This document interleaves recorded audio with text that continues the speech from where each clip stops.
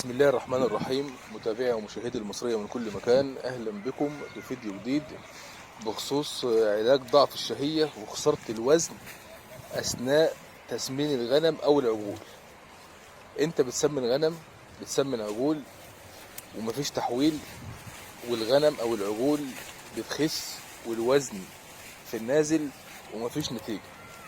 أول حاجة لازم تدور عليها تعالج الديدان، تعالج الديدان الجوف معوية والديدان الكبدية. دولك أول حاجة لازم تعالجهم عشان تقدر تحدد خسارة الوزن جاية منين، وتشوف برضك القوب والجرب والبراغيث، هل الكلام ده موجود في الغنم ولا موجود في العجول، وابدأ أعالجه. لأن كل الحاجات دي بتاخد الغذاء وما بتخليش وبتسبب قلق للغنم وقلق للعجول اثناء التسمين وهم واقفين على المعلف.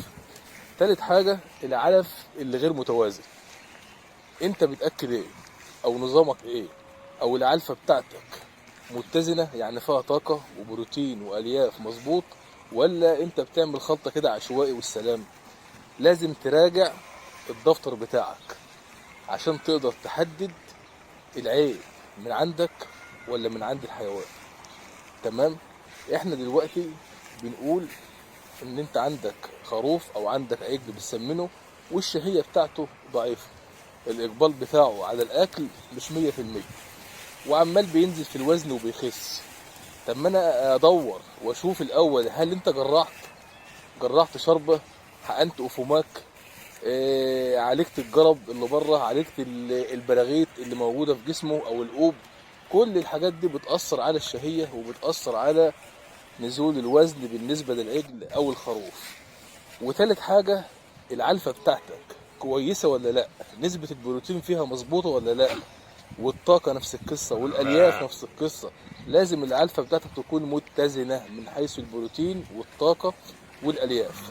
زائد حقن فيتامين بي 12 عضل 1 سنتي لكل 10 كيلو حي من وزن الحيوان. يعني لو انت عندك خروف 50 كيلو يبقى هتديله 5 سنتي عضل، ولو عندك عجل من 250 كيلو لحد 300 كيلو يبقى هتديله من 25 ل 30 سنتي عضل فيتامين بي 12.